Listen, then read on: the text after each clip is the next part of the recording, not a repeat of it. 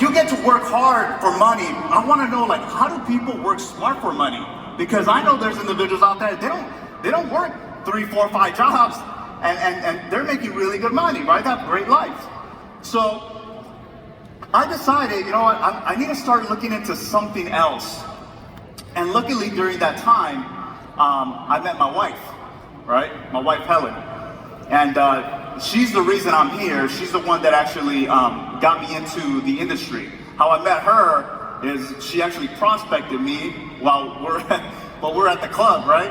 And keep in mind, I got started in business when I was 25 years old. So I've been in the industry now over a decade. And when I met my wife Helen, I remember when we were talking, and right away, you know, obviously she's been in the industry before me. She's the one that recruited me. She was asking me all these questions right when we had met. So, what do you do for a living? You know, do you like it, or you know, or do you love it, right? And she was asking me all these questions, like, girl, is this an interview or is this your pickup line? What's going on here? So, what she was doing is she was trying to basically fill me out to see if I could be a pretty good prospect into the business, right?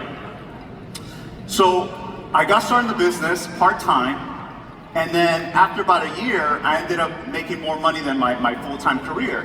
And that's when I decided, you know what, I think it's time for me to, you know, just do this full-time. So I told my mom, I said, hey mom, you know what? This pharmaceutical technician career, I think I'm gonna leave that behind, and I'm gonna do this financial services thing. And she goes, no, mijo, don't do that, right? She says, no, cuida tu trabajo, tienes tu cheque garantizado, right? So basically, you have that secure income, you have a salary. But in my head, I'm like, I love you, mom, but I don't love your lifestyle, right? So one of the worst things an entrepreneur can do is take advice from a successful employee. So I figured, you know what? I'm gonna follow my gut. So I got started in financial services, and then I was with the previous company. Things didn't work out, but luckily, during the time I was there, I met somebody, right? Maybe some of you guys know who this person is. Great leader here, Juan Jaime. So, and when I met him, and he invited me to his office, I said, wow, this guy's running a business, right? He knows exactly what he's doing. So I found out he was here at Experior, and I wanted to know, hey, why are you there now, right? So I got started here, and then my wife, she just really didn't want to leave the other company. But after a while, she said, you know what? I trust you, right? You're my husband. I'm gonna go wherever you go. And even though I knew Juan, but I didn't know him enough to trust him, I trusted my gut. So I figured, you know what? I'm gonna do this. I'm gonna go and switch, and I'm gonna go to Experior. So we came in here, and you know, of course, the rest is history. Right now, we're just getting started. I've only been here for about 6 months, right? And there's a lot of great teams here. I've met a lot of great people. What I'm gonna do right now, though, is I'm gonna share a little bit of, you guys see this? No. All right, here we go. It's literally just one slide. All right, so we had this ED meeting last week, and Juan was going over these things, and he ended the meeting with that, and it pondered on me. It's like, okay, great, but we didn't really discuss like how, like what do we do after, right? So these are 3 things that take leaders out of business, right? Number 1 is leadership skills. What do you mean by that? Well, they don't know how to deal with people.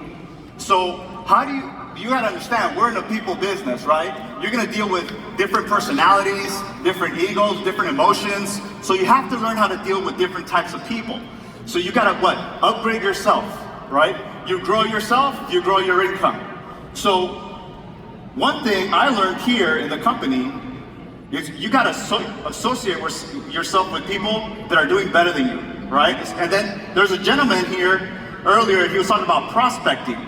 When you go out and prospect, are you prospecting up? Right? You gotta prospect up. Prospect people that are doing better than you. And don't think that just because they're making more money or they already have a successful business that they're not gonna be interested in the Experior platform, right? This is one of the best companies in the world, in my opinion. Next, mental toughness.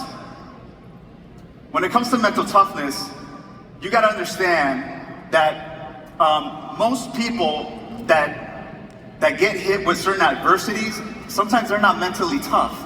Meaning what? When you ever had somebody that they went to go take their state exam, right? And when you brought them on board, they were super excited, like, oh, I'm gonna be your number one guy, your number one gal. And then they go take the state exam, and then they fail, and then they quit. And they say, oh, you know what? I didn't pass my exam. This has got to be a sign from God that this is not for me. Like, no, it's a sign that you didn't study enough to pass, right? You got to study some more. That's the sign. They're not mentally tough. You got to be mentally tough here in this business in order for you to succeed, because these are the things that are gonna take you out of the business, right? Next is money. I've seen a lot of leaders, right? And they're really, really good. But when it comes to the money, they just have really bad money habits.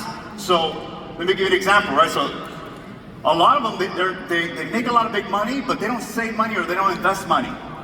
You know, and by the way, chargebacks, you're gonna get it. So these three things, you're gonna get them no matter what, right? And I think you guys can see it, right? There it goes. So these three things, they're gonna happen.